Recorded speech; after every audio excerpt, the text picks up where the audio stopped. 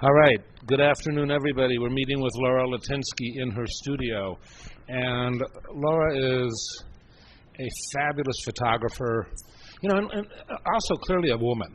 And I'm always interested in how women in the art, I think it's a harder task for women in the arts because... In anything. No, you're better at being a human. Yeah, but we get paid a lot less for it and a lot. Oh, yeah, for sure. Have to do a lot more work. I know, but someday that'll be rectified. Not in my life. All right, so let's start off. I'm curious about how you got to where we are today. Did you grow up you didn't grow up in Chicago, did you? No, I didn't. I grew up in Canada, in Winnipeg, Manitoba.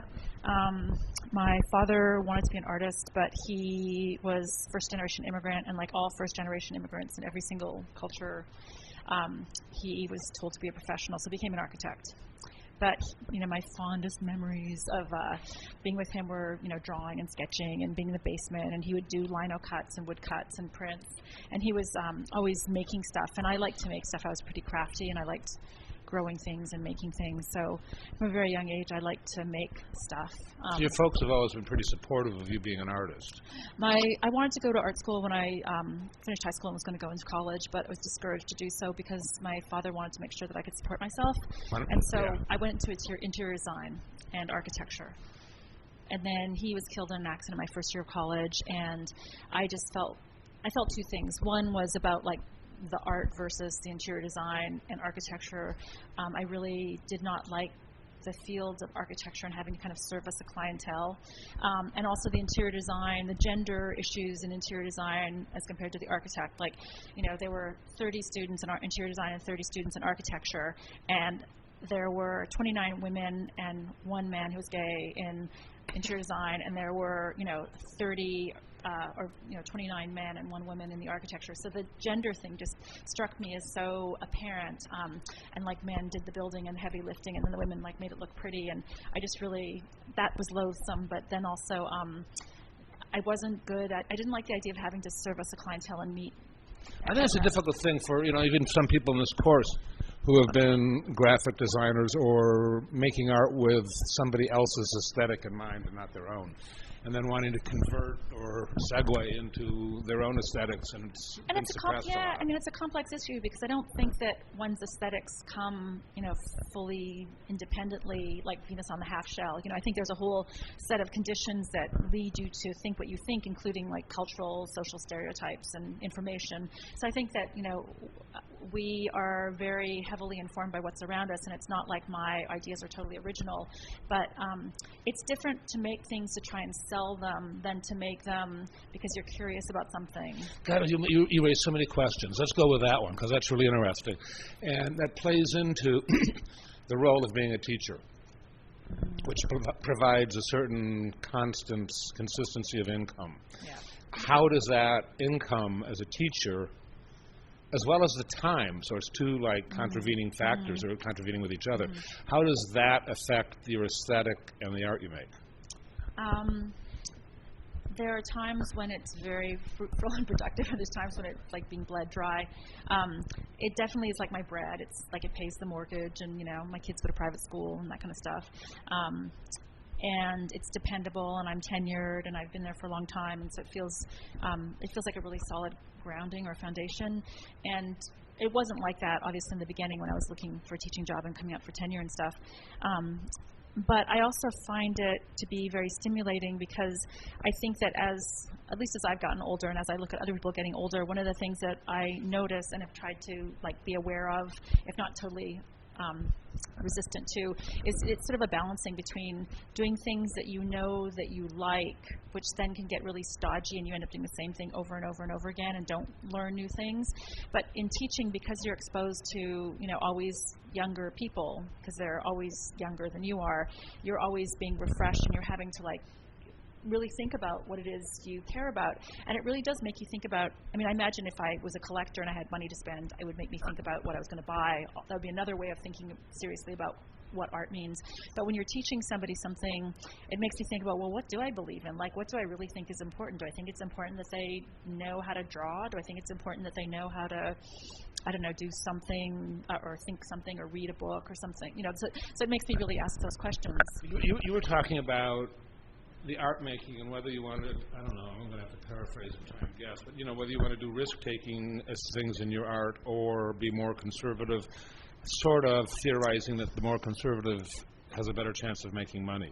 I don't know if it's more conservative. I mean, I guess I decided too that, you know, my modus operandi is that you can try and make things that will sell. That could be your goal, to try and make things that will sell and to be successful or to be like a super stellar artist. But you might fail. And then if you fail, you risk the chance of not even having done what you wanted to do. And so having a kind of freedom in terms of teaching to at least do what I want to do, and then hopefully having other people be interested in that, seems to me a better option. It's like my 14-year-old just went through this crisis where he lost one of his friends, and he had to switch a group of friends. And I said, you know, the most important thing is to just be interested in what you're doing. Find things that interest you. Because if you're interested in things, you're going to be interesting to other people. Whereas if you try and, you know, suck up to kids that are the cool kids and do things that you think that they might like you, but they might not like you, and then you're not even doing what you want. So you might as well at least to try and do what you want, and then as long as you have, like, you know, a stable job, then you can figure out. So basically you would say that your art, you have more aesthetic freedom because you teach. I have a different aesthetic freedom, I guess. Yeah, I mean, I don't, you know, I'm not dependent upon sales for making a living. So, you know, but I am for all other kinds of ego gratification. It's a different thing, and plus it puts me into contact with students or with people who are really, really engaged and really believe in art, and it makes me really always think about. Yeah, but I want to isolate your art making and your teaching, and the question is, how is your art making different because you teach? Well, it's for those reasons. One, I'm informed by different, you know. So that helps. So it's definitely an interest. Sorry, I just have to sit down now. I'm definitely informed. It gives me a stable place to make work from. It makes me question what I'm doing constantly, particularly at this institution, because this institution is renowned for always asking the difficult questions. This institution being the University of Chicago. Yeah. Okay. So it's like you're constantly having to explain what you're doing. It's always this exercise. But I will also say that now that I've gotten tenure and have kind of thoroughly absorbed it and believe that they're not going to fire me, I hope, that it's also made me able to disappear in a way that my work has also changed substantially because of now having tenure. I don't have to verbally defend what I'm doing. I don't have to, you know, art historically, intellectually, you know, conceptually always have the language to describe what I'm doing. I've been able to. To whom? To the school or to your audience? The school being a part of the audience.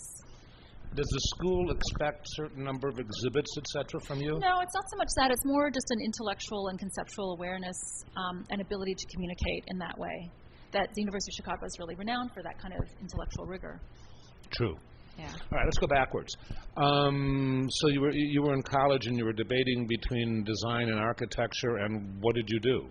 Well, my father, you know, was killed in Mex my first year of college, and I spent the rest of the year in interior design, and then the next year I went into architecture because I thought, you know, interior design I knew wasn't for me, but at least architecture seemed sort of more serious and more interesting.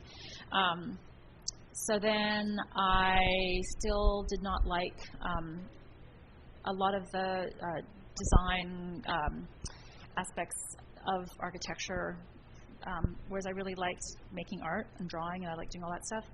And so I decided that, you know, this is like really pithy and sort of silly and ridiculous, but like, you could die tomorrow, so you might as well at least try and do what you want to do, because you never, you know, and someone's got to make it, so someone's going to make it. Could be me. Where was this? Oh, this was like when I was 18, 19. Where? In Winnipeg. Winnipeg. Yeah. So how did you get out of Canada? It's not like you get out of Canada. Canada's great. Come on. It's totally awesome, and people are just way too polite. And but you could get used to it like in 2 minutes. So, but you left. Well, I guess I knew I wasn't going to stay in Winnipeg. I hate cold weather. And there you go. Welcome to Chicago. But minus 40, like seriously, 40 below. 40 below it was 2 weeks ago, and it's still like 20 below there. It's so cold, and I just knew that. I just knew that I wasn't going to stay there. And then when I went to graduate school, I thought I moved to Montreal. So I went to graduate school, and then I got accepted to Concordia, and I got accepted to Yale. And I thought that what I would do is go to Yale because, again, I would never move to the U.S. In any other circumstance that I could imagine. So I thought, well, I'll go and see what graduate school's like and live for 2 years in the U.S. and then come back to Montreal. And then I never went back. So, and how did you get to Chicago? A job, teaching job. Here? Yeah, so I was a have teacher, will travel after I graduated, and I taught at Bennington, I taught in Houston, I taught at really shitty little community colleges. When do you think you arrived in Chicago? 94. When did you start teaching here? 94. I moved here specifically for the job. I was in Houston on a sabbatical replacement position for a year, and then I got the job here for September of 94. How long is you're not old enough. How long did the Department of Visual Art? Really? It's been around for a long, long, long time. It used to be, the department used to be more like the gym. It was like the kind of creative, expressive, fun thing that the students would do while they were becoming rocket scientists and economic, wizards and all of that. And so they would take an art course.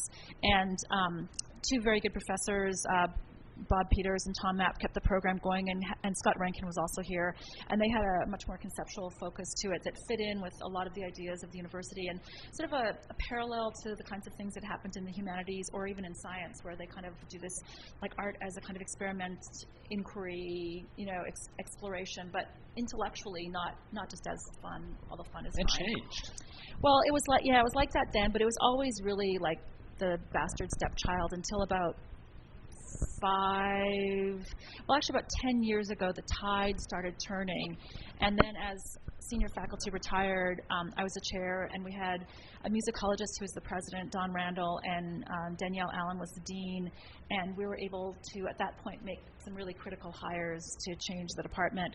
And then also, I think the world has changed. I think art has become less secluded. I mean, when Oprah writes about Miami Basel, it's like popular culture, and that was 3 years ago. So kids who are going to school want to know about art. They don't want to only take physics or economics or whatever. They want to take that, but then they also want to be able to take music and take visual art, and they're interested. They're intellectually curious about this stuff. And there's actually, again, I see a lot of overlaps and parallels in the kinds of work that they do in their majors often, and then the kinds of work they do in our department. So we have a really kick-ass department right now. We have a great department. I sort of feel like, I don't know if I'm saying this, but I sort of feel like the art department's become the University of Chicago's football team. We kind of are right now, yeah. We have great faculty, and we have a new building, and I love my job. It took 17 years to be able to say that, and it was not pretty. There's something to say for perseverance. Yeah. All right, let's talk about you some more. Do you call yourself a photographer? I call myself an artist. I use photography. That's a conscious decision. Well, you can call me whatever you want, but I think I'm making art as opposed to, I'm making pictures, and the pictures are art. But you're not particularly taking photographs. Not the same way I'm using photography to make art. But I also,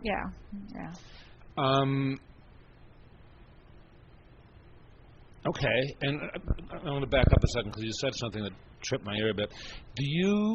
Are all the students you teach artists? All the students who I teach arts? No, they aren't, no. We have a small group of majors, like 10 to 12 majors, and then we have a lot of students who are majoring in other places.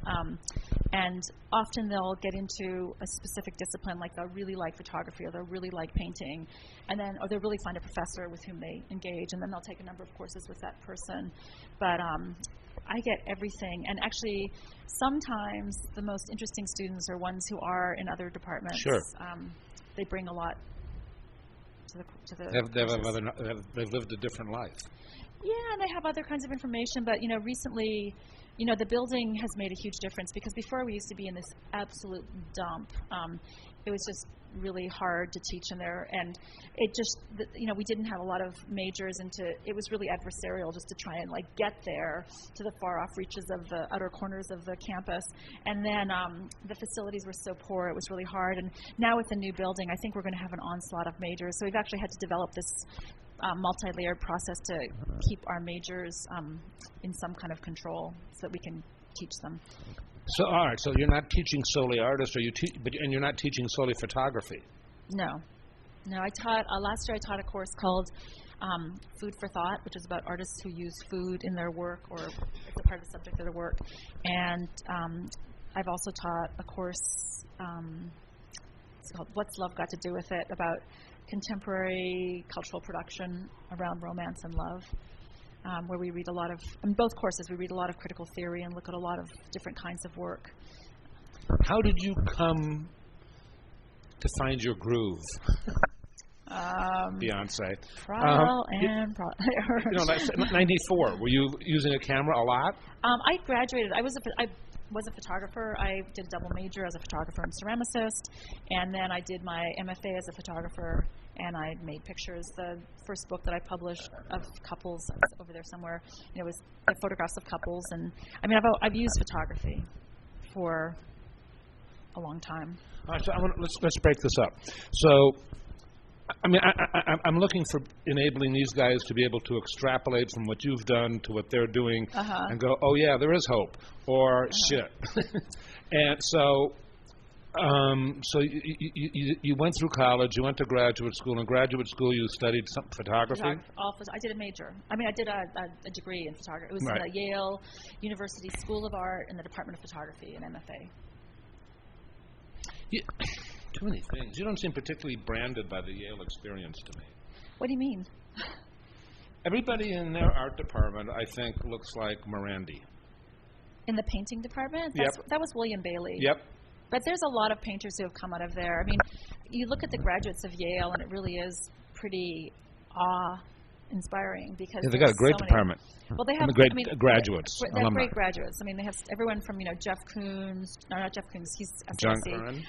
John Curran to Lisa Yuskavage, Jessica Stockholder, P.L. de Courcy. There's just lists and lists and lists and lists of people from there. And I don't think they all look like William Bailey. I think there's a lot of diversity. Yeah, and you're right. That's only the painting department.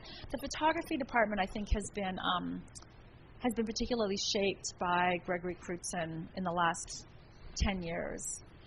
And I wonder what's going to happen, because he just got named head of the department, so it'll be interesting. He's taking over for Todd Papa-George. So, how many different stages in your aesthetic I can think of 3, but I'm suspecting there are more because the couples I didn't large know. Projects? Huh? Large projects? Well, I feel like the transition recently to include other artifacts in your work is a transition. Yeah. I feel like the body of work that preceded that for some time was a segment unto itself. Are there others before that, between that and There's the couples? little things in between, too. Like, I photographed empty houses for a while in about 2007, I think it was, 2007, 2008, and made a series of, 11 to 13 images that I was interested in. Talk about not selling. They were very melancholic, sad. Or they weren't even sad. They were just very bare, Spartan kind of images. I thought they were really interesting. And I showed them a couple times, but they weren't so marketable. So let's deal with that. So what did you conclude? Shift gears or stick to this, but something else came up? Do you recall? I guess my interest in the project, I felt like I was curious about something, and then I satisfied my curiosity, and so I didn't want to keep on doing it. Like, I felt like it was sort of a dead end, Like, I tried this thing out, and I ended up making pictures that I knew that I was going to make before I made them, and so it felt if I was going to continue that, I was going to keep on making pictures that I already knew that I was going to make, and that seemed kind of boring. Right. And so then I came back to the studio and was working in here. There was a big shift when I moved into the studio in 2006 that then took a few years to kind of catch up. As an aside, we should point out that almost every time a visual artist gets a new space, it affects their output. Yeah, it affects absolutely. their work. Yeah, absolutely. I think, I don't know. So there have been different phases. I photographed from when I was in graduate school, I went to public events and shopping malls and contests, and I photographed in black and white, and I really loved Diane Arbus's work. And she was the person who I modeled myself after. And then I started in '89 doing this series of couples, heterosexual couples, and I was interested in love and romance. And then in '97, I started doing the still life work and working in homes. And then 2006, got the studio here. And then 2010, started this other work. When did you begin shooting aftermaths of dinners? Oh, that was 2007. Or no, 1997. Okay, that's about what I thought. All right. So, and how long did you do that? Well, I mean, off and on for at least 10 years. I mean, would you conclude you're still doing that? No. I mean, actually, I feel like I did it sort of in between, but I also, when I started working, actually even at home, I became... the idea that the photograph had to come from a place that was real seemed really arbitrary to me. And so... It is, but we all accepted it. Well, we don't only accept it, we expect it, we demand it, we live for it. And so back in like 2001, 2002, I felt like I was starting to problematize what the photograph was doing in terms of how I was setting up the pictures, although I was still dealing with like the domestic frame of the meal and food as a kind of metaphor, subject, thing that I was photographing. So there have been transitions within that are subtle, growth, and then a fairly significant shift recently, right? Yeah, that's how it looks from the outside, yeah.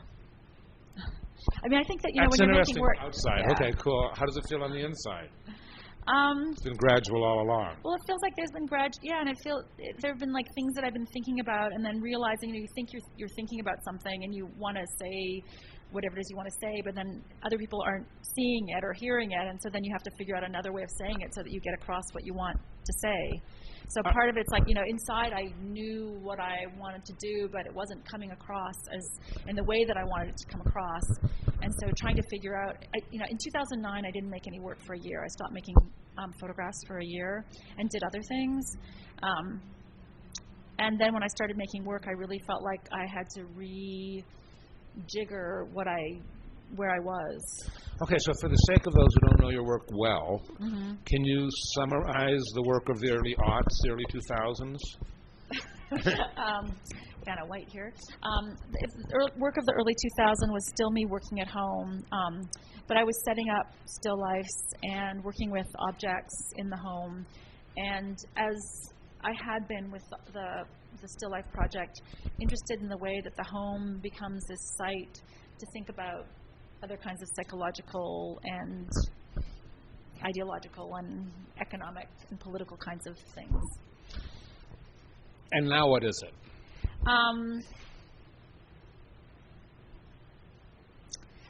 It's still some of those things, but I don't think that the home has to be in the picture, because it really is about the way that photography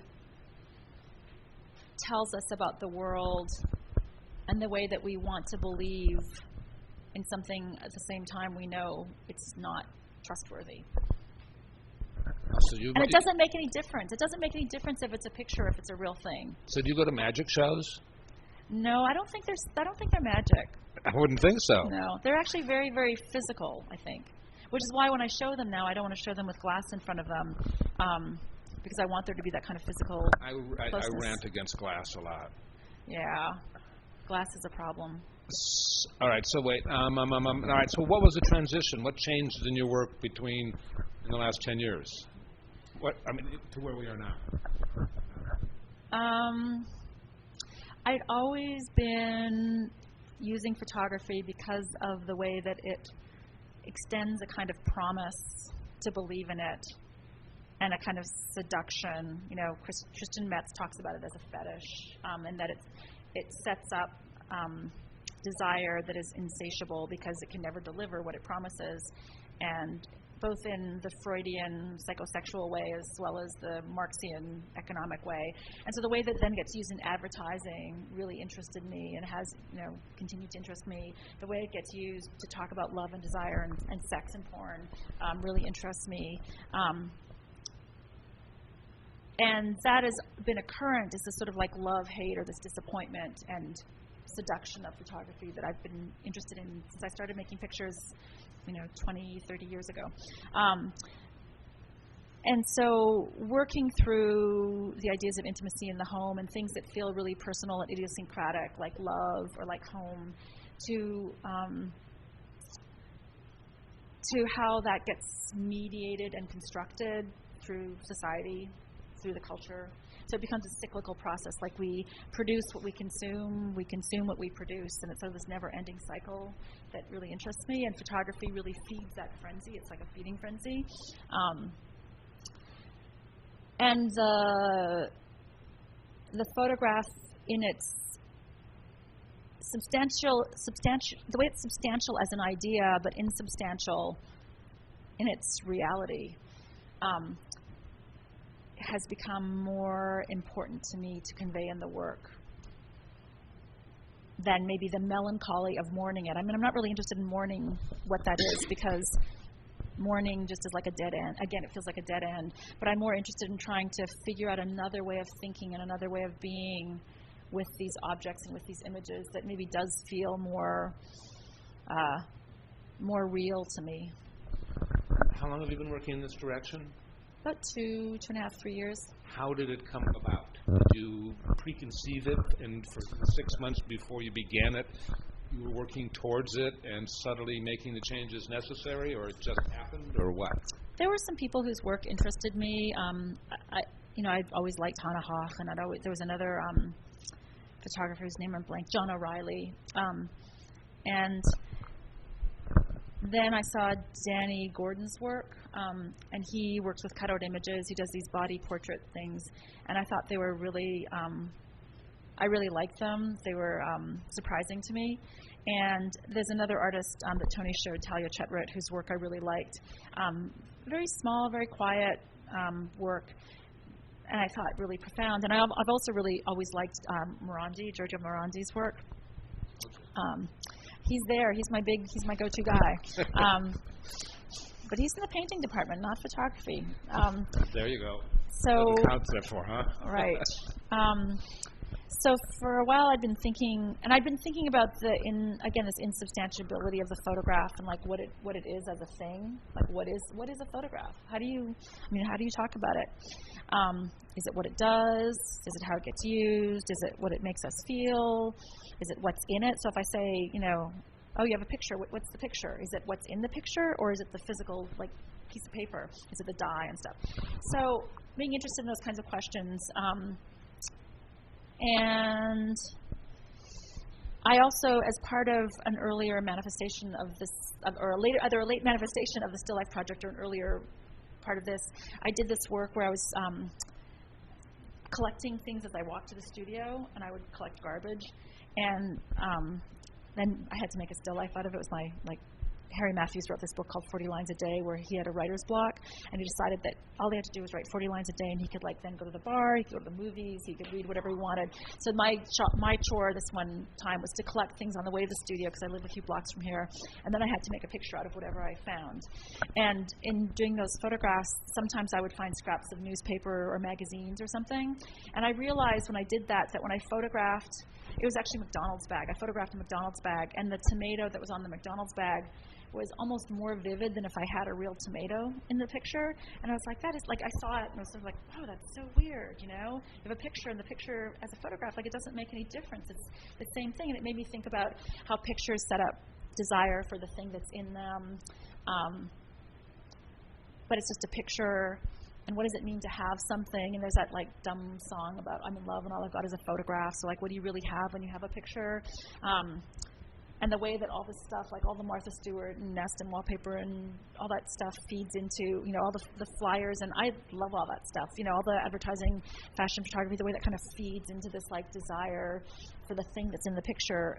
And yet once you get it, it evaporates because it can never deliver the promise. The promise is always bigger, you know. So I started using pictures because it doesn't make any difference. I mean, you can look at this and say, like, you know, okay, so in that photograph, you know, you look and you say, oh, the spoon's from a cutout photograph. The persimmons are from a cutout photograph, but they're weird because they cast a shadow and a reflection, so they become multi-dimensional, even though they're a flat image.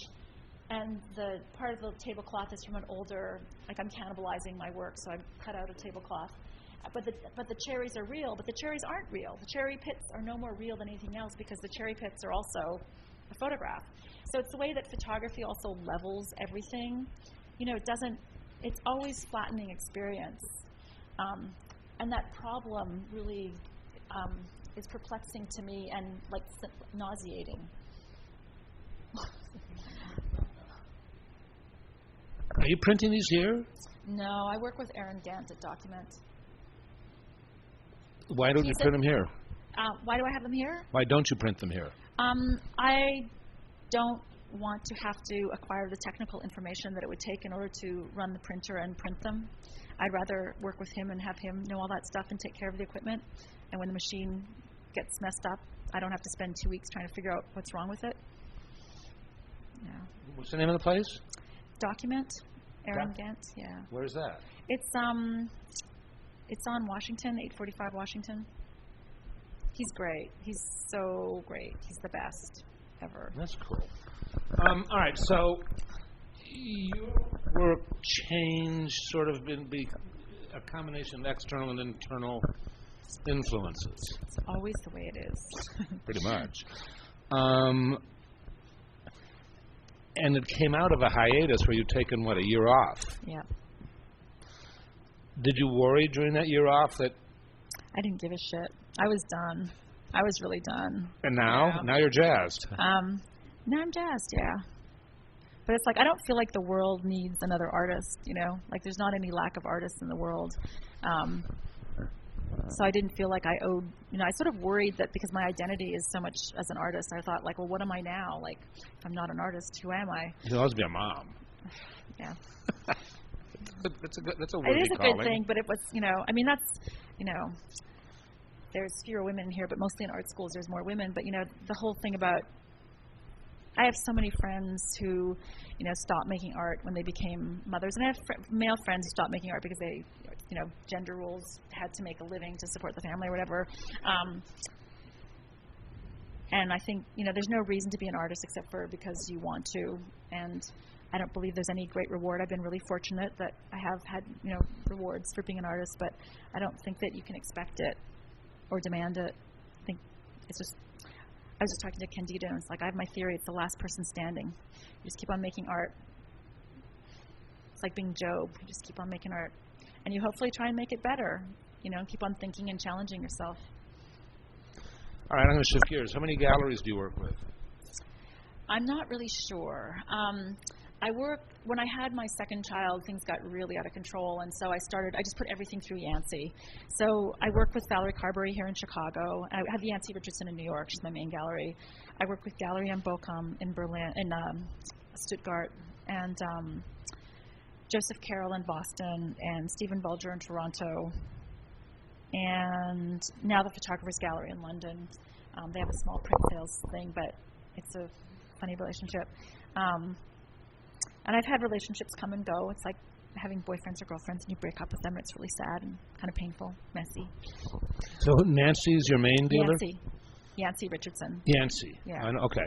And was it Richardson who found established the relationships with other galleries? I think I had some of them already because I used to work with Edwin Houck in New York. And then when I shifted, I brought along, I think Gallery am Bochum, I think I started with Yancey. And Joseph Carroll actually too. Joseph Carroll was her too. I want to try and extrapolate. So how did you go from Edwin Houck to Richardson? What happened? Did you leave? Did you leave one relationship first? It was a bad breakup. It was a bad breakup. Since we're recording this, don't say anything too indelicate. But were you courted before by the second, before the first terminated? No, I mean it was clear that the relationship with Edwin wasn't working, and so we decided to end it. And then when was that roughly? maybe 2 or 3. 2 or 3 years ago? No, 2002, 2003. Okay, yeah, I can't remember. And It was a while ago. And then how did you and Richardson get together? Did I you known go of her. cold call, or did he, or what? I phoned her. I knew. She's a woman? Yeah, Yancy, Y-A-N-C. I know the name. Yeah. I didn't know the gender. Yeah, woman. She's terrific. I knew of her. I knew the gallery. I knew some people that worked with her, and she had a really good reputation. And she's been amazing to work with. I really have enjoyed it immensely. She's super professional, and she's a really, galleries are not like girlfriends and boyfriends, and it's a business relationship, but it's a very professional and very friendly and cordial relationship, and I think she's a really good person, and I really like her, and she's very fair, and business is clean. It's like really, everything's above the board.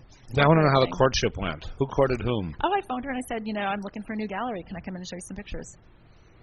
I talked about 3 or 4 different galleries. And she already knew your work? Yeah. Okay. You guys have questions? Wait a minute. Well, I don't know how pertinent this is to too many people, but I would like very much to talk more about motherhood and artisthood. That is an issue that is. In terms of balancing logistically? Yeah, like when I came out of art undergrad with an infant, went into grad with a 2-year-old and a 3-year-old, and then thought, I'll just finish my MFA, I'll just get my MA now, and then had another one who was 5 now.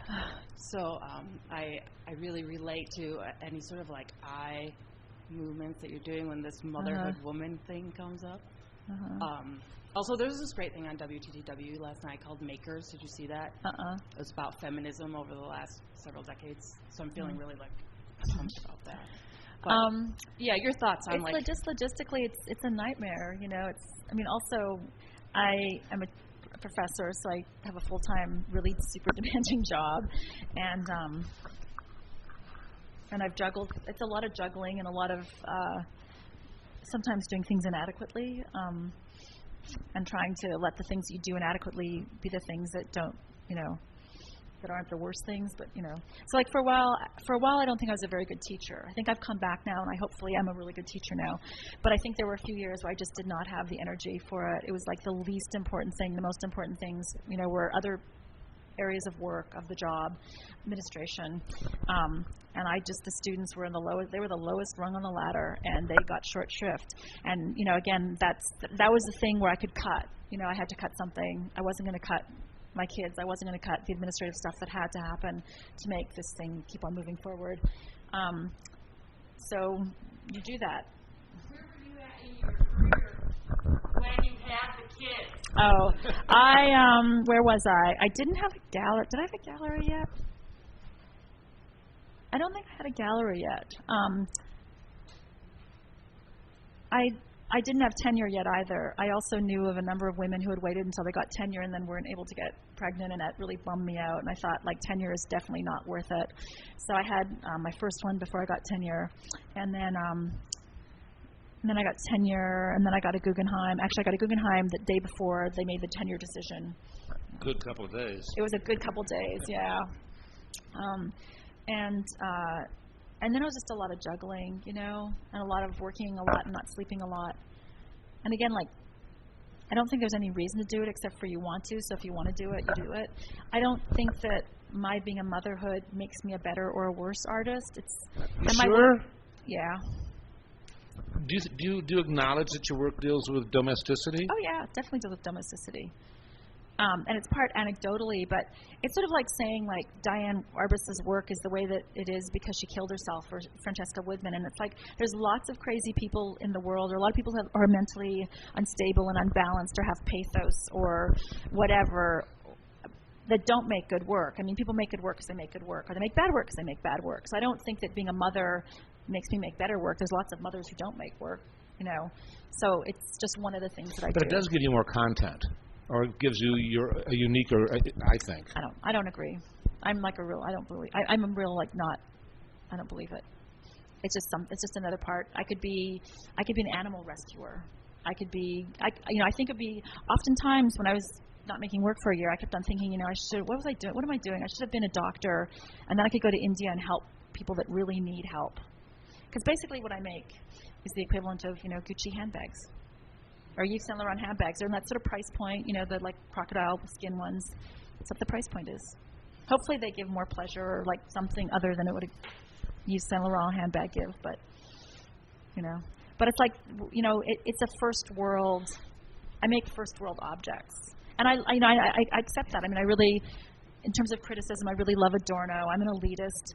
I just recently, the year that I didn't make photographs, I made a series of ceramics that the thing that I'm so totally psyched about right now is actually my ceramics, because I made this for a year. I was like just in this like real funk. But I started making these pinch pots, these bowls and plates, because I like to cook a lot. And I wanted like a big bowl for my soup. I like fish soup with saffron aioli and bread. And I could never find like the right size bowl. They were just like not the right proportion. So I thought I'm just going to make them while I'm in my funk. And downstairs there's a little ceramics studio. So I started taking classes and I started making these white porcelain bowls. And I painted them with a gold lip. And then I was like, okay, so now I need plates. And then I need different size bowls. I need different size plates. I need some serving platters. So for like a year or two, I was like obsessed with making these plates and bowls. And friends would come over and say like, oh, they're really cool. You should like make them as an addition and like sell them. So I talked to like a friend of a friend who told me what they would cost, and I was like, I'm not affording this, forget it. And then I got hooked up with this place in Mexico who's worked with a whole bunch of artists, from Jorge Pardo to Matthew Higgins and Arturo Herrera and Marcel Zama, all these different artists. And so I went down there just last week because he invited me to go do the edition of ceramics with him. But then when we were down there, we decided to not publish it as a closed edition. It's going to be an open edition. We're going to sell to high-level restaurants and like boutique kind of places. And then I'm going to do a private edition for my gallery. And I'm also going to make these lamps. So I'm totally psyched about it. Because it sort of feels really good to have made this thing that was in this real, like, totally bad, funky place. But, like, I really was obsessed with it, and I really loved it. And now to have it turned into this other thing. But it was a lot of work. Like I spent a lot of time trying to figure out like where I would get them made. Are they a total aside, or do they have a comparable elegance to your photographs? There's actually, in this book, there's one of the plates that are in it, and they do have. I mean, conceptually they're related. So there's one plate in here. It's hard to see, but it's this plate that's up on top there. I'll pass it around. So they do, because they're very rough and hand-formed, and yet they're also like they're kind of elegant and like, beautiful in their funkiness. And I had in my head this perfect bowl that I wanted to make, and it was so inadequate to like this thing that I had in my head. But yet I kept on trying to make them. And so, like with my photographs, it's like sort of the idea of striving for perfection, but I never can get there. It always gets fucked up. So the ceramics are about that. I mean, they are that. How many, I don't know, what percentage, do you have any idea how many female artists are married? They're probably more married than have kids. That was the next question, is how many have kids? There's fewer that have. Actually, there's probably as many female artists who have children who are married as there are male artists. The difference is that you never hear about them, because if you look through, do you have any art forums here? If you look through any art forums or any of the magazines, men. I'm going to get on my real rant here. Go for it. It really pisses me off. Men, you guys might not feel like it, but you guys are luckier than we are. A lot what? You guys, men are luckier than women are. You make more money. You have a longer time of being like fertile and fecund, and like using that kind of like power in the world. Women, it really changes over time.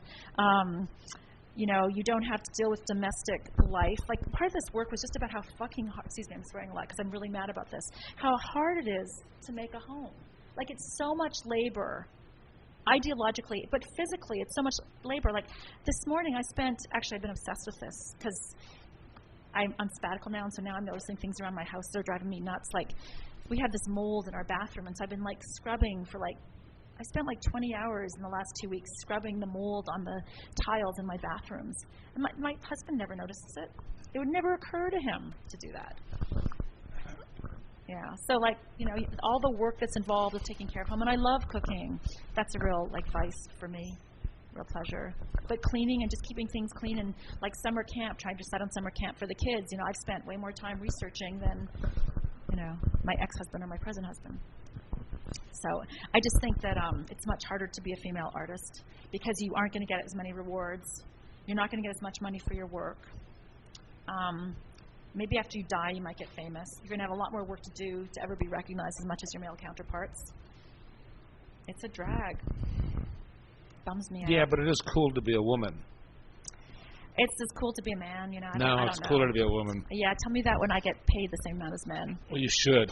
I think I should too. All right, now, where I was going with this question is what percentage of women's work deals with domesticity? I don't know, Partially but or again, more? when women deal with domesticity, it's natural. When men deal with it, it's like, woo, they're dealing with domesticity. Isn't that so cool? Ugh. Yeah, but, you know, all right, I mean, I feel, me personally, have an increased awareness about women dealing with domesticity in their art because of you and a previous discussion with Michelle Grabner. And I find it particularly authentic. I'm very suspicious of those kinds of words, but okay. Even what? I'm very suspicious of that word, but okay. All right, so what I'm wondering is, are more women dealing with domesticity as an issue in their artwork than I'm aware of because I'm not paying, because I'm a guy not particularly paying attention? I mean, like, I don't know that I would have said your work really dealt with domesticity until we had this discussion. You wouldn't, but it's about the home and stuff. How could you avoid that? It's like Jan Gruber's still lifes. I mean, they're domestic objects, right? Or Morandi. I mean, they're domestic objects, although not so related to the kids. Well, I would have think of Morandian domesticity. Well, his I mean, work, one because could. the One object, does. But they're about domestic, both in the colloquial as well as the denotative sense, because they are domestic objects. I mean, and I'm talking about Morandi. Morandi's, there's nothing elevated about the objects. They're very domesticated. They're of the house. They aren't like rare and exotic, you know, things. They're just like the stuff around the house that then he's brought in and used as a subject matter. And so I don't know that more women deal with it than men deal with it. Okay. You know, again, like, you know, and I don't even know that that's important. Like, I'm really interested in the idea of home and the way that it gets perpetuated. And home as, you know, with a capital H, like the home. And the ideas of intimacy and personal space and stuff, yeah. Hold on. You guys can scoot in if you want. There's more room over here. I feel like you're on the outer reaches over there.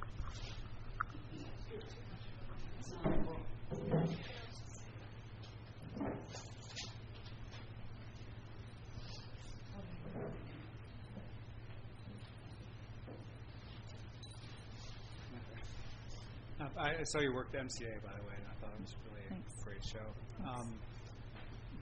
A question I wanted to back up to what you were talking something about earlier about defending yourself, that you don't have to do that as much because of your tenure now, Or justify. I'll say or justify yourself. But and I realize that, you know, being at the UFC, that's a pretty that's an environment where you would probably have to do that a lot. But I wonder if you could talk about the different types of informal and formal situations where you do have to articulate your work. I mean, I think and how you approach that over your career. I think it's important to be able to verbally articulate what you're doing to an audience, because if you don't, somebody else will. Right. And so it's a matter just of taking. It enables you to take control, but you know, it's a kind of joke about how many press releases are written from the artist statement, and then like people crib the same thing over and over and over again. You're like, oh my god, you know, it's like it just gets turned into like the same thing gets said all the time. I really have enjoyed. I didn't start out as an intellectual. Like, I went to the University of Manitoba, and I was always really like a maker, and I liked making, and I loved reading. I loved reading fiction, but I wasn't big on being an intellectual. But being a little bit at Yale sort of introduced me to that, and then that world, including my previous spouse, was an intellectual, and the University of Chicago is very much an intellectual place, and I was really hungry for it. So when it was availed to me, I was like, you know, and I sort of took in all that I could, and I feel good having that, but I also know that for me, that living a life that is just of the mind feels partial, and I am really invested in physical, in stuff, you know, and also in other kinds of, what I think is other kinds of knowledge or knowing that is not verbal. So I like to cook. So this is like a dumb example, but you know, I realize when I cook with my son or with a friend, like I just know how to do things like by touch or by feel, or making the ceramics even. Like I know how to do things, and they're a kind of knowledge about like balance and weight and precision, sure. And all of that are smells. Like I can smell, you know, like I'm very much aware of that, and that's really. Like I love it, you know. It's sure. It's like, and it's a non-verbal kind of like, oh, you know, like. And I really my happiest or whatever, like the things that I sort of seek in the work are to sort of like get to that point of like grunting and inarticulate and like, you know, have that in the work as opposed to like this thing is doing this over here and da-da-da. Like I'm not really super into work that's very didactic, right. Or pedantic, or that's super theoretical. Like it just isn't my cup of tea. I think there's lots of really interesting artists who do that. It's just not my cup of tea. And I tend to respond more to work and to experience that does have sensorial experience that is related to ideas and concepts and like, you know, that builds off of that. Right. But yeah. So I don't know if I answered your question. Sorry, I went off on a tangent. Yeah, a little bit. I mean, I think that, you know, one of the reasons why, I don't want to speak for other people, but that I make art is because it's cumbersome to talk. Like, you know, if I was really good at speaking or if I was incredibly eloquent, maybe I'd be a writer. You know?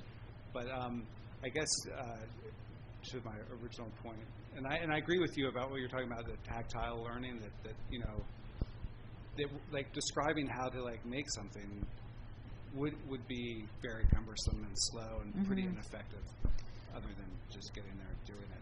But back to kind of justifying and explaining yourself, did you ever find yourself in a situation where you thought, all right, I'm going to work on my talking points, or I'm going to work on... You have to write artist statements, you have to write grant applications. But even beyond like artist statements, just like in terms of, did you find that you just forced yourself to... Well, obviously, if you're a professor, you're writing a lot. But I guess I'm almost more interested in the informal situations where you felt like you were talking maybe to colleagues or others about... I don't feel like I had to force myself. I mean, again, part of it was because the environment that I was in necessitated, or continues to necessitate, talking. Like when you're teaching, you have to talk about why you think something is good or bad or interesting or not interesting. You know, or like I remember I had to give a talk for tenure, and I remember one of my colleagues came up to me and said, you know, you sound like a goddamn art historian. And I was like, you're right, I do. And part of it was like trying to sort of like have this way of talking about the work that gave, you know, that sort of put it in this perspective. And I still carry that with me because it's like a part of, you know, who I am. But I feel like in the last few years, I've been able to work in a place where the words don't have to be present with me in the studio. I can work from a different kind of place. So there's still similar sorts of issues and ideas that I'm thinking about, but in the studio I can think about how to do that in a different way that doesn't involve verbal language. Okay. Well, thank you for answering that. So on that point, sort of, a couple of things. When you were talking about this piece, and you were talking about like the representational, you know, that it falls short, and that, you know, what is desired is never achieved.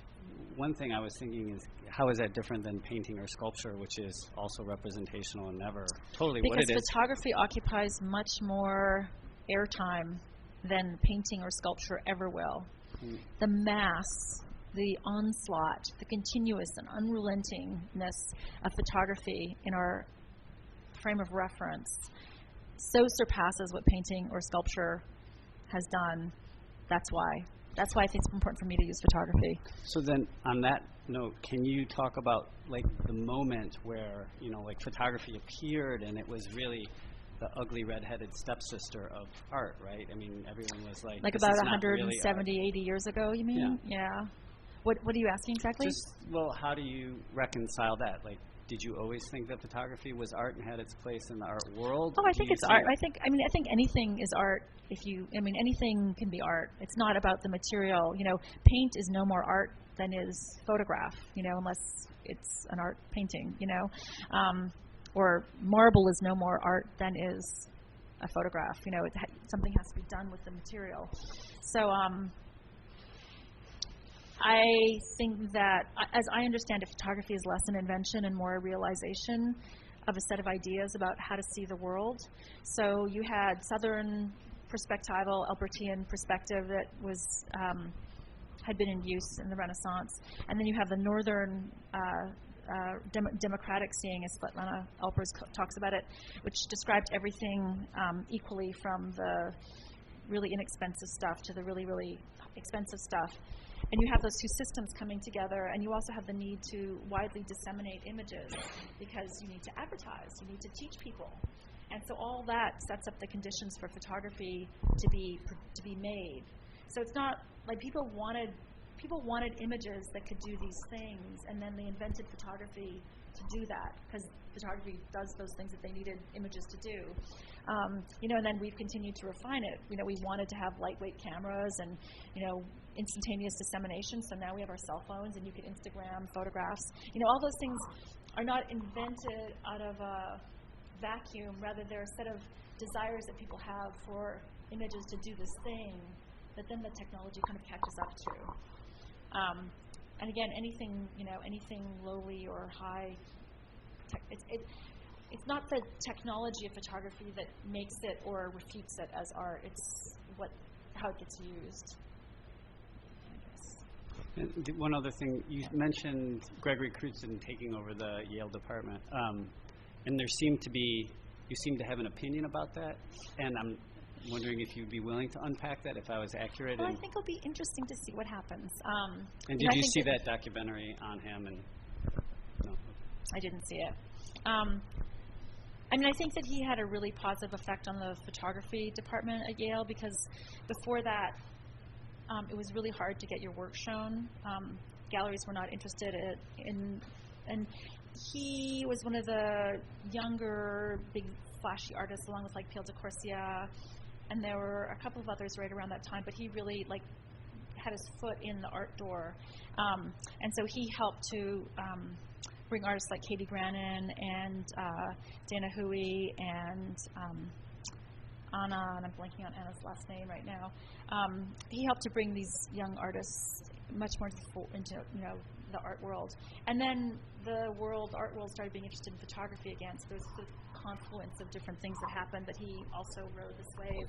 And so it'll be interesting to see what he does. I mean, I think Todd, for all his irascibility, and there's been problems over the years in terms of perhaps how people perceived his running the department. I think he's a brilliant critic, and I think he's pretty amazing, and is now getting a lot of attention for his photography. And Greg Crutzen's a different kind of artist. He's had different kind of success at a different place, and so I just wonder how it'll affect his teaching and where it'll lead the department. I mean, it seems like just on the surface it'll be a much more popular, celebrated, art world flashy department, whereas because Todd didn't want it or have it or whatever, on those weren't the terms that Todd operated on, it made a different department. And not necessarily a better or worse one, just a very different kind of work came out of Yale because of that.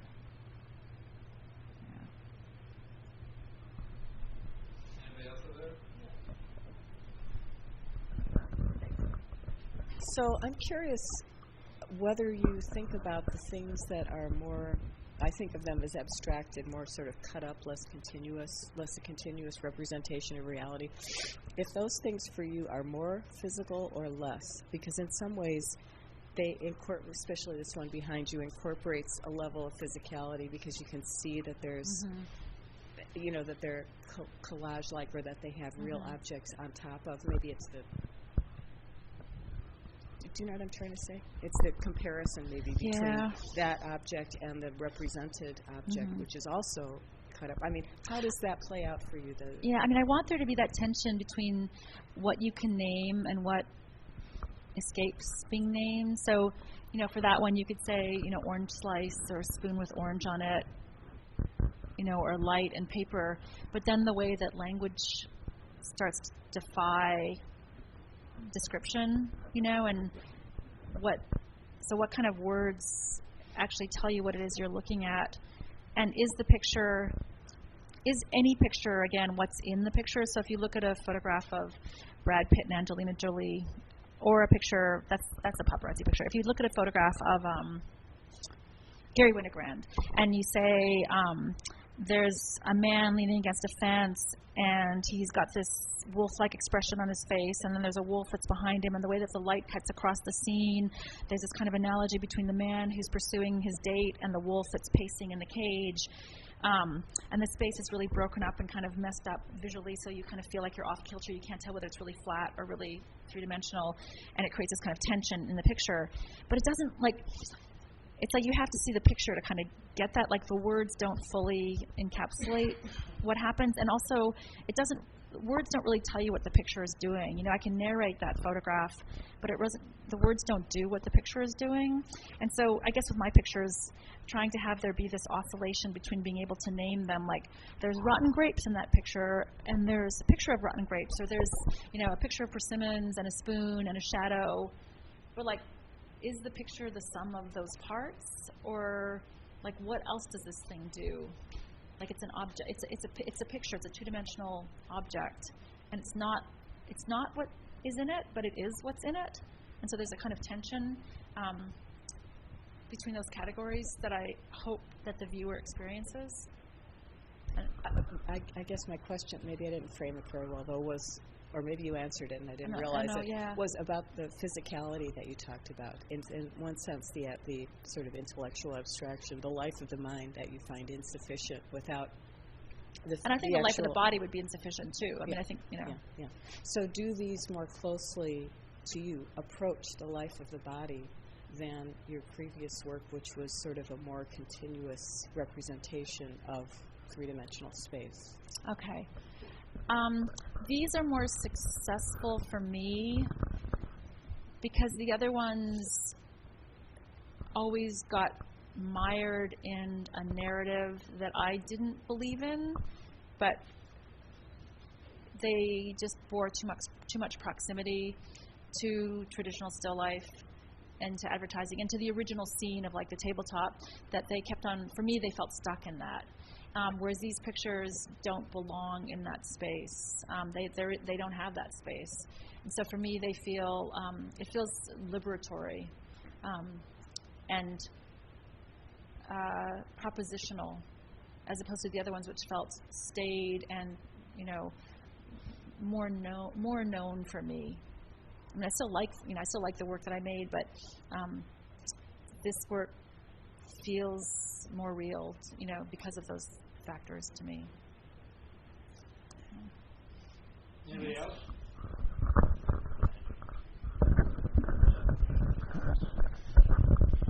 I was curious where you're shooting, where you're setting up, and then how often are you in the studio space with everything else that you have going on? Yeah, it varies. I spend a lot of time doing sort of post-production at home, too. So I get the negative scanned, and then I work on the computer to get the color and get rid of things that I don't want to make the picture the way that I want. So I work in here. It varies. During the school year, I hardly work at all because I just can't generate new work. But I've been on sabbatical now for 2 months, and I haven't made it back in yet either. So it varies. I mean, when I'm in here, I try and be in here fairly continuously, and then there's long breaks where I'm kind of processing or working through the images. And I work all around those two walls. But it's funny because I'm supposed to be moving studios now. The university is moving us back into the old Midway studios, and ever since I found that out, it's been really hard to work in here. I just sort of feel like, it's done. We're done. And so I'm having a hard time getting reinvested, but I'm going to try to, hopefully next week. Thanks. Anybody else have questions? How permanent first of all, how are these printed? Your photos printed? They're with archival inks on Hanamule paper, which is an archival paper. So they're supposed to be more archival than digital C prints. They say they're super archival, but I'm not going to be around, and nothing lasts forever. Yeah, that's true. And where are you going to document? There's a place called Document. Aaron Gant is the owner, and I've been working with him for a number of years. So they're going to. Are they less fugitive, say, than an oil painting? No, they're probably about the same as an oil painting. They're less than a digital C print, which definitely changes over time because those dyes are highly unstable. But they're, I don't know. I mean, they do test. They say, super stable, but I don't know. Okay. Like I said, I'm not going to be around. Yeah. Okay. Thanks. No, I frame them in a white frame without any glass on them. They're back mounted on a board and then frame around them. And I don't know, I still am, I kind of like them like this in the studio, but they're, I kind of like them hanging because I like the way that they come off the wall. But they're problematic even showing them without glazing is a huge thing. When I showed here, I managed to convince them to not use glazing, but I went to Denver and they put glazing on them. Glazing's glass. Glass, right. And so,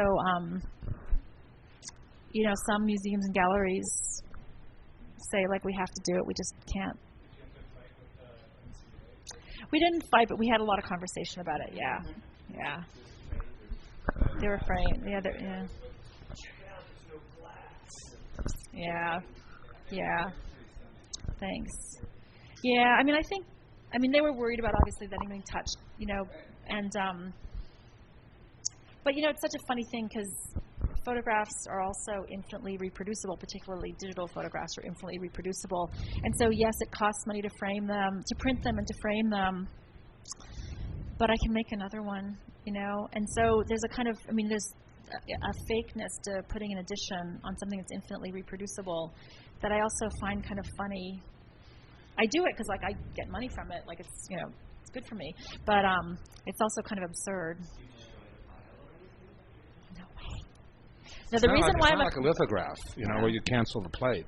The reason why I'm a photographer is because I can't bear to give anything away. You could. Huh? The reason why I'm a photographer is I can't really bear to give anything that I make away. So this is a way that I can, hold on to whatever. There we go. We got to the secret. That's right. That's right. No, I'd have to. Yeah, there's laws against that. Well, let's wrap this up with some of these mundane questions. When you create, how big is an edition? Now they're 9. And they used to be? 15. And is the image only one size? Yes, it's very important to me that the size. Tell me what's important to you? Yeah. How do you determine the size? So that the things in them seem about life size. Okay. And, all right, so when somebody destroys a print, you charge them, you give them a new print and charge them a little bit above the printing cost? You mean if they wrecked it accidentally or something? Yeah. Yeah, if it's in a fire, yeah. In other words, the file, you keep the file. See, if you have an edition of lithographs, he's right. You strike the last one, and that's it. There'll never be any more. With you could set up an edition and you produce 9. Yeah. And the gallery sells 9. Maybe a couple of years from now, you say, I'd like to sell those again. And you produce 9 more. So if I bought the originals now, the value goes. There's laws against that. How do you cancel the edition? That's the simple question. There's laws that you can get sued for doing that. Yeah. So it's against the law to do that, to claim that you have an edition at this size. There are photographers or artists who have done second runs, like Joel Sternfeld did his, what's the name of that series? I can't remember. He did a series of photographs in the late 70s, and he did them all as 11 by 14 prints. And then 6, 7, 8 years ago. Gagosian picked them up, and then they printed them all as these big, huge 30 by 40 or 50 by 60 inch prints. And I don't know what the edition number was, but they were the same pictures that were printed much larger. I think in that case it wouldn't diminish the original, because I don't know if any of you have ever read Walter Benjamin on mechanical reproduction, photography and mechanical reproduction. It seems that the aura of the original is only enhanced as opposed to destroyed by photography. So the original prints that Joel Sternfeld made, I think, still are through the ceiling in terms of their prices. Who controls pricing of your pieces? It's a negotiation with me in the galleries. Galleries, plural. Well, with Yancey and Yancey. And then Yancey and everybody else follows suit. Well, Yancey and I agree on a price, and then she handles the discussion with the galleries. Okay. Is it a 50-50 split with you and Richardson? Always is, at least as far as I know. There's some and when galleries when but she finds a show somewhere else, what is that gallery getting? I think that what they do, it varies. So sometimes it's a 20-30 split for the gallery. Sometimes it's a 25-25. Sometimes it's a 10-40. They negotiate it. I don't want to deal with it. How many pieces in an edition sell before the price goes up? 3. And then how much does it go up? Oh, it goes up like $1,000. I don't know what percentage. Is that 10%? If they start at 75 and then they go up to 85 and then go up to 95, or it depends. Something like that. Yeah. And so a $75 to $100 print is about $9,500 when it's sold out. And then there's 3 APs, and the APs go up like 11, 13, and 16 or something like that. And then there's no more. Yeah. What other kinds of mundane questions do we have? Back here, yeah. Could you talk about, so with the Richardson Gallery, you set a price, you work with her, but you're in these other galleries. So did you find those galleries? I found some of them, but she found some of them too. Is she connected with those galleries, and so they get a cut, and she gets a cut, and you get a cut when those other galleries sell? Yeah. So they basically negotiate everything through her. Yeah. After. There's some artists that don't do that. There's some artists that do all their own negotiation and won't be exclusive, like being monogamous, being exclusive. Right. So there's some artists that don't mind handling all of that stuff on their own. I can't stand it. So it's just too much logistics. Well, it's like I'm a mediocre bookkeeper at best, and if I had to keep track of my editions and where things are, it'd be really problematic. So I just want somebody else to do it. I don't want to do it. I hate dealing with prices. I just want to get a check. I don't want to have to negotiate who gets what percentage and make 17 phone calls back and forth. I hate that. Right. Okay. Yeah, thanks. It's very helpful. Yeah. How often do your dealers show up here? Once or twice a year. Okay. Anybody else? I'm ready to wrap it up. Okay. I think we're... Oh, good. Yep. So, quick question, because I know that in your book there's one of the ceramic plates that you made. I can show you on my iPhone if you want. Okay, because I was also wondering if you decided to, I guess in a sentence, maybe how your direction is taking off with the plates and maybe combining the two furthermore. I'm going to do some more work, actually. I'm totally psyched about working with this place, and he's invited me back. I'm going back to deal with the production of the plates, but I'm also probably going to do, I'm like trying to do 2 things at once. I'm also going to do a wall piece, or a series of wall pieces. Because I think it's interesting that the photograph is it's your work inside it as well, so it's just, it's very integrated. There's like 1, 2, 3, 4, and then there's like a blanket. And then there's one I really like. Can you get it for me?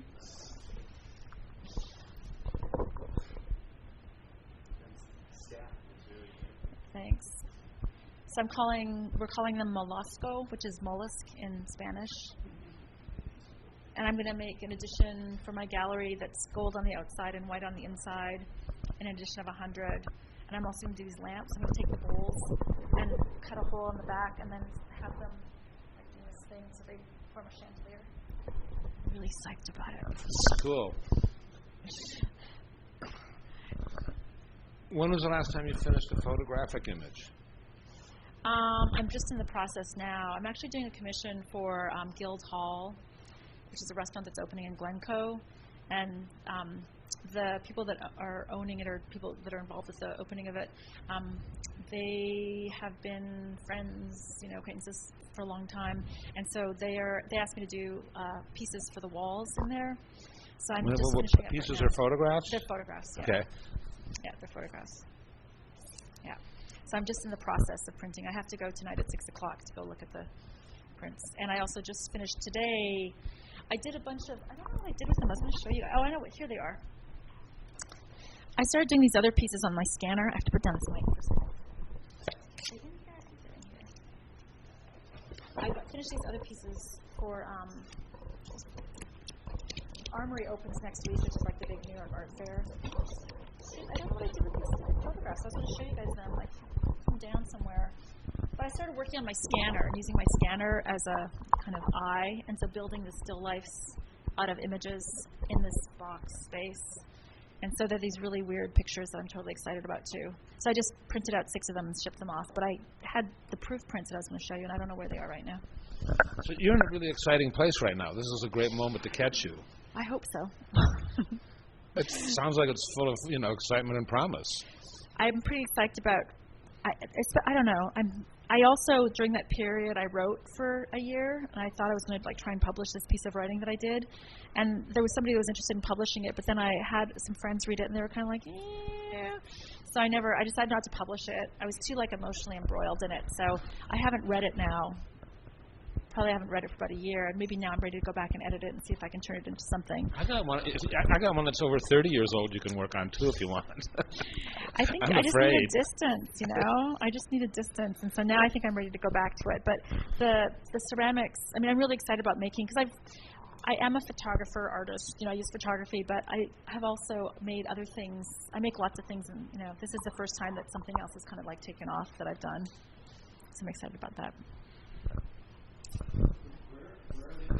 Where are they made, in Mexico? Or yeah, in Mexico. There's a ceramics factory. He makes ceramics for hotels and restaurants and, tons of stuff. So basically you went and designed them. I went to Mexico. I brought the ones that I'd made with me, and then I taught. There was one guy, I taught a bunch of people how to make the plates, but there was one guy that was really good at it, so he and I worked together, and I made some additional pieces when I was there. And then from those high fire pieces, we're getting them fired, and then we're going to make molds from all these different pieces, and then cast from the molds, and we're going to make slip molds and do the series of porcelain edition, and we're going to sell them in the millions. No, I'm just joking. Let me ask a last question. I get the sense that you travel a lot because of your art career. I think I like to travel a lot, and so I always try and take advantage of every opportunity I can. Like I told Yancy, I need a gallery in Paris. I need one, Yeah. Yeah, I think it's one of the advantages. Although, again, being a mother, it's hard to do that. But, But wonderful. It's fun to travel. Laura, thank you very, very much. Thank you.